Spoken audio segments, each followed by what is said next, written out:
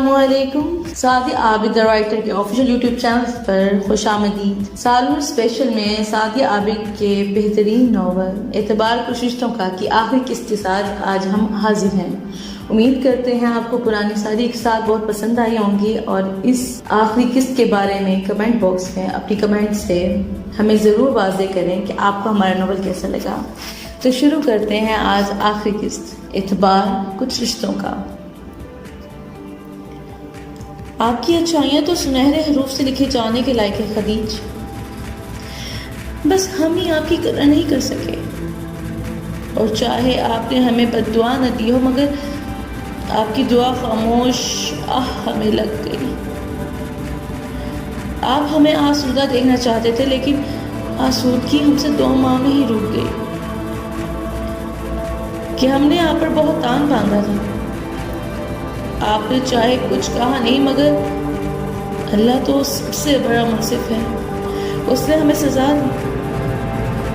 آپ سے جدا ہونے کے اگلے ماہ ہی ارشد سے شادی کر لی تھی کہ دل کے نہ چاہتے ہوئے بھی بابا کے جڑے ہاتھوں کا مان میں نے رکھ ہی لیا تھا. مگر محض 2 ماہ بعد ارشد ایک کار ایکسیڈنٹ میں مجھے اتنی بڑی ذمہ داری سونپ کر چلے گئے. وہ وقت جیسے میں نے گزارا یہ بس میں ہی جانتی ہوں کہ اس معاشرے میں اکیلی عورت کا جینا جیسے ناممکن سا ہو گیا ہے. میری بیوگی کا صدمہ بابا جھیل نہ سکے.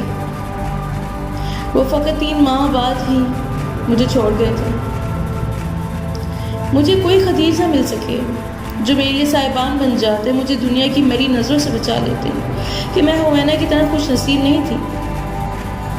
میری مشکلات خود میری خریدی ہوئی تھی اور میں نے اکیلے ہی دنیا کا مقابلہ کیا.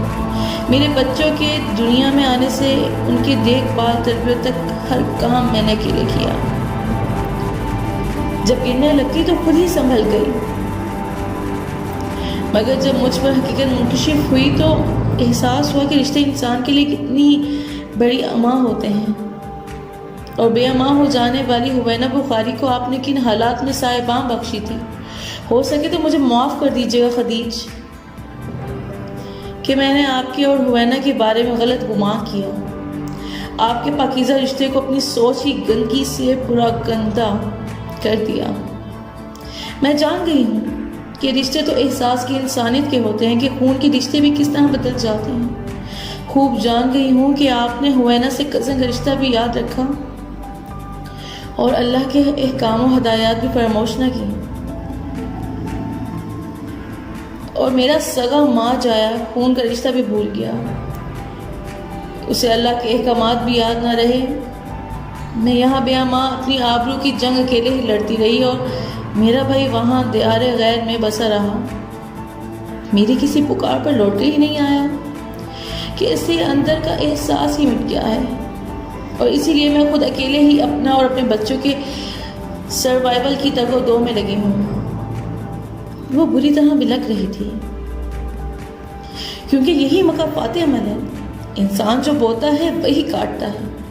میں نے آپ کے اور حوینا کے لیے کانٹے بوئے جو میرے ہی دامن سے آ لپٹے ہیں. اس کی گریہ وزاری بڑھتی جا رہی تھی کہ اسے اپنی غلطی کا شدت سے احساس ہو گیا تھا. ہم نے تو صرف عزت و محبت کے بیج کاشت کیے تھے تو ہم نے کیوں نفرت و شک کی فصل کاٹی. اس کا رونا ان کی بردار سے باہر تھا مگر وہ بہت ضبط و حوصلے سے کام لیتے رہے کہ یکدم اس کو کاندھوں سے تھام کر جھنجھوڑتے سوال کر گئے تھے. یہ آپ کی آزمائش تھی خدیج جس میں آپ کھرے اترے ہیں اور ہم شکست کھا گئے. اسی لیے آج خود سے آپ سے حوینا سے نظر تک ملانے کے قابل نہیں رہے. مستقل رونے سے اس کی ہچکیاں بن گئی تھیں. مصائب اللہ کی طرف سے ہوتے ہیں رمشا کہ اللہ کو مصیبت یا راحت دینے کے لیے اسباب کی ضرورت نہیں ہوتی. وہ اس کی شان آزاد کرتے اٹھ کھڑے ہوئے تھے. مکافات عمل اور آزمائش کا تعلق صرف ہماری سوچ سے ہے.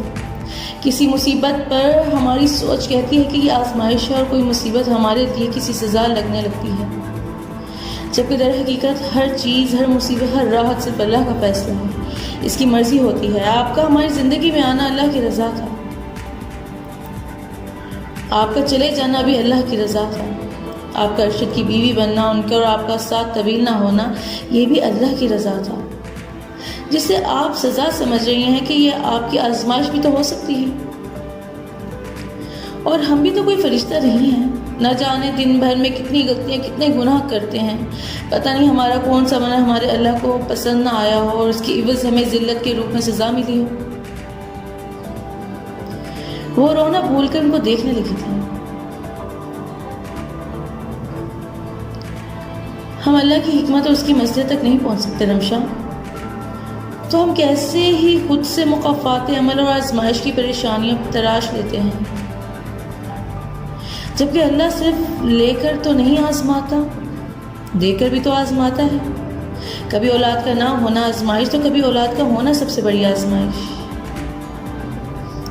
یہ نہایت ٹھہرے ہوئے لہجے میں ایک کان کی شدت سے کہہ رہے تھے، جو ہوا اسے بھول جائے کہ وہ سب ویسے ہی ہونا تھا، کہ وہ سب آپ کی اور ہماری تقدیر لکھنے والا اللہ کی رضا تھی، اور دعا سے صرف تقدیر بدلتی ہے۔ اس لیے اللہ کی رضا میں راضی رہنا سیکھیے، زندگی خود بخود سہل ہو جائے گی۔ وہ اپنے آنسو پہنچ گئے تھے اور تب ہی کسی ننھی پکار پر رمشا متوجہ ہوئی تھی، جبکہ وہ بری طرح چونک اٹھے تھے۔ آواز کی جانب رخ کیا تھا۔ بیبی پنک کلر کی خوبصورت سی فراک میں گلابی چہرے والی وہ تقریباً 5 سال کی بچی دوڑ کر رمشا کے پیروں سے لپٹ گئی تھی، جسے رمشا نے اپنی گود میں اٹھا لیا تھا۔ خدیج، یہ آمنہ ہے، میری بیٹی۔ رمشا نے بھیگے لہجے میں تعارف کی رسم نبھائی تھی۔ خدیج بخاری نے اس کے چہرے کی جانب دیکھا تھا، اس کے متورم چہرے پر نرمی سی پھیل گئی تھی۔ ہم سے شادی کریں گے رمشا؟ وہ جو بیٹی کی کسی بات کی وجہ سے پوری طرح اس کی جانب متوجہ تھی، اس کی بات پر بے یقینی سے انہیں دیکھنے لگی تھی۔ کچھ نامکمل ہم ہیں رمشا، کچھ کمیاں آپ میں ہوں گی اور ہم ایک دوسرے کی کمیوں کو بانٹ لیں گے۔ آپ ہماری کمی کے ساتھ سمجھوتا کر لیجیے گا اور ہم آپ کے رشتوں کے ساتھ سمجھوتا کر لیں گے۔ وہ نہایت ٹھہرے ہوئے لہجے میں گویا ہر بات کہہ گئے تھے۔ وہ سمجھوتا کرنے ان کی بیٹی کو اپنانے کے لیے تیار تھے، ان سے کہہ رہے تھے کہ وہ ان کی کمی کو بھی اپنا لیں۔ ہم آپ کے لائق نہیں ہیں خدیج۔ اس کی آنکھوں سے پھر اشک رواں ہو گئے تھے۔ یہی تو ہمیں لگا تھا رمشا کہ ہم آپ کے لائق نہیں ہیں، اس لیے خود آپ کی زندگی سے نکل گئے تھے۔ جس طرح ہم نے سوچا اور فیصلہ کیا ویسے ہی آپ بھی سوچ کر فیصلہ کریں گے تو ہم ایک بار پھر الگ ہو جائیں گے، اور اب کہ ہم آپ کو کھونا نہیں چاہتے رمشا۔ ان کے لہجے میں یاسیت ہی نہیں جذبے بھی بول اٹھے تھے۔ وہ بھیگی آنکھوں سے انہیں دیکھنے لگی تھی اور ٹھوکریں کھا کر انسان کی اتنی تو پرکھ آ ہی گئی تھی کہ وہ ان کی آنکھوں سے ہی جان گئی تھی کہ وہ یہ فیصلہ آج بھی صرف ان کی خوشی کے لیے کر رہے ہیں۔ اور یہ احساس اس کو بے چین کر گیا تھا کہ جس شخص کو اس نے محبت کے نام پر ذلیل کیا تھا وہ آج بھی ان پر مہربان تھا۔ پلیز رمشا، ہاں کہہ دیں کہ ہم آپ کی بیٹی کو اپنی بیٹی کی طرح چاہ نہیں سکیں گے، لیکن ان کے احترام و عزت میں کبھی کمی نہیں آنے دیں گے۔ مینی کی طرح ان کو پیار عزت سے بہتر زندگی فراہم کرنے کی ہر ممکن کوشش کریں گے۔ بس آپ ایک بار ہم پر اعتبار تو کر کے دیکھیں۔ وہ دھیمے سے لہجے میں تلجے ہوئے تھے۔ وہ خود کو بہت چھوٹا محسوس کرنے لگی تھی کہ اس شخص نے ان سے آج بھی اپنے لیے کچھ نہیں مانگا تھا، اور انہوں نے مسکرا کر اقرار کر لیا تھا کہ ان کی اچھائی کی ہی نہیں تقدیر کی بھی متعارف ہو گئی تھی، اور اس کی تقدیر میں ان کا ساتھ ایسے ہی لکھا تھا۔ اس لیے وہ راضی ہو گئی تھی کہ اس پر بھی راز عیاں ہو گیا تھا کہ اس کی بیٹی کے لیے خدیج بخاری کے علاوہ کوئی شجر سایہ دار نہ تھا کہ جس کی اماں میں وہ اور اس کی بیٹی سکھ و عزت سے رہ سکے۔ ان کو مسکراتے دیکھ کر کئی برسوں بعد وہ بھی مطمئن سے مسکرا دیے تھے کہ ان کے اقرار پر انہیں یہی لگا تھا کہ اللہ ان سے راضی ہے، اس لیے ان پر ایک اور ذمہ داری ڈال دی ہے۔ وہ سرخ روئی کی دعا دل میں کرتے رمشا کی گود سے آمنہ کو لے لیا تھا۔ اس ننھی پری کو گود میں لیتے ہوئے انہیں یہی احساس ہوا تھا کہ جیسے وقت بہت پیچھے چلا گیا ہو اور انہوں نے ہوینا بخاری کو لیا ہو ان کی آنکھیں احساس تشکر سے بھیگتی چلی گئی تھیں۔ سال نو مبارک ہو خدیج، وہ گزرے 2 سالوں میں اور بھی حسین ہو گئی تھی۔ وہ اس کی آواز پر پلٹے تھے، اس کے سامنے آ کر دلکشی سے کہنے پر مسکرا دیے تھے، آپ کو بھی نیا سال مبارک ہو، اللہ آپ کو یہ سال مبارک کرے، یہ سال آپ کا دامن خوشیوں سے بھر دے۔ انہوں نے اس کے سر پر دست شفقت رکھا تھا۔ آمین۔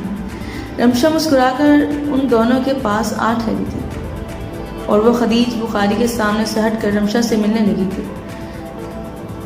شاغل بھائی کہاں ہے؟ رمشا کا انداز شرارت لیے ہوئے چھیڑنے والا تھا۔ آئے تو ہم ان کے ساتھ ہی ہیں، مگر وہ اندر کیوں نہیں آئے پتہ نہیں، ہم جا کر دیکھتے ہیں۔ وہ جھپ کر کہتی جانے کے ارادے سے پلٹی تھی کہ شاگر حمید کو آتے دیکھ کر رک گئی تھی، کیونکہ وہ اپنے بیٹے کو گود میں اٹھائے اور آمنہ کی انگلی تھامے وہیں چلا آیا تھا۔ باہر نئے سال کا جشن منانے کے لیے لوگوں نے جو پٹاخوں اور پھلجھڑیوں کا انتظام کیا ہوا ہے، ان دونوں شرارتوں کی ضد پر وہی دیکھنے رک گیا تھا۔ آپ ناحق میری تلاش میں نہ نکلیں کہ میں لوٹ آیا ہوں۔ شاگر کا انداز نہایت لاپرواہ اور شرارت کا عنصر اپنے اندر سمیٹے ہوئے تھا۔ یہ اللہ کا ہم پر کرم تھا کہ ہم دونوں ہی وقت پر لوٹ آئے تھے۔ رمشا کی آنکھیں بھیگنے لگی تھیں۔ اس کا پہلا دن ہے، ہم صرف اچھے دنوں کو یاد کریں گے تاکہ پورا سال ہمارا احساس تشکر میں گزرے۔ خبردار، آپ دونوں میں سے کسی نے کوئی فضول سی بات سے خوشگوار لمحات کو پھیکا کرنا چاہا۔ وہ ڈپٹنے والے انداز میں مدبرانہ لہجے میں بولی رہی، جو حکم ملکہ عالیہ۔ شاکل کی بات پر وہ چھپ گئی تھی اور وہ دونوں مسکرا دیے تھے۔ رمشا ان کو دیکھنے لگی تھی جو ہوینا کے 2 سالہ بیٹے کو پیار کرتے۔ آمنہ کی جانب بھی متوجہ تھے کہ وہ ان سے کوئی فرمائش کر رہی تھی اور وہ مسکرانے لگے تھے۔ گزرے 3 سالوں کے لمحہ لمحہ نے انہیں احساس دلایا تھا کہ ان کا فیصلہ درست تھا۔ آپ خدیج کو ایسے کیوں دیکھ رہی ہیں؟ نظر لگانے کا ارادہ ہے کیا؟ ہوینا نے اس کی چوڑی نہ صرف پکڑی تھی، متبسم لہجے میں بھانڈا بھی پھوڑ دیا تھا اور وہ خفیف سی ہو کر نگاہ جھکا گئی تھی۔ وہ ان کے شرمائے ہوئے چہرے کو دیکھ مطمئن سے مسکرا دیے تھے کہ وہ اپنی ہی نہیں ہوینا کی زندگی سے بھی مطمئن تھے کہ شاغل حمید نے اپنے برے رویے کی نہ صرف معافی مانگی تھی، گزرے سالوں میں اس کا ازالہ بھی بڑی خوبصورتی سے اسے عزت اور چاہت دے کر دیا تھا۔ وہ شاغل حمید کے ساتھ ایک خوشگوار ازدواجی زندگی بسر کر رہی تھی اور وہ خود رمشا کے ساتھ بھی مطمئن تھے کہ بے اعتباری کے بادل چھٹ گئے تھے۔ ہوینا کو شاغل سید ہاؤس میں اسی حق و مان کے ساتھ لے آیا کرتا تھا جیسے کوئی بھی بہن بیٹی اپنے میکے جاتی ہے، اور رمشا نے اپنی محبت اور توجہ سے ان کی ہر تکلیف کا نہ صرف ازالہ کیا تھا، انہیں آسودہ زندگی کے سارے رنگوں سے متعارف کروایا تھا، اور وہ چاروں ایک دوسرے سے بات کرتے، ایک دوسرے کو حق و مان سے چھیڑتے، رشتوں کے احساس کو جی رہے تھے کہ بے اعتباری کے بادلوں کے چھٹنے سے اچھائی و صاف نیت اور اللہ پر کامل یقین کی جیت ہو گئی تھی کہ ایمان کی کبھی ہار نہیں ہوتی۔ اسی کے ساتھ سالوں اسپیشل میں سعدیہ عابد کے ناول اعتبار خوش رشتوں کا اختتام ہوتا ہے۔ انشاءاللہ پھر سے حاضر ہوں گے ایک نئے ناول کے ساتھ۔ تب تک اپنا خیال رکھیے گا۔ اللہ نگہبان۔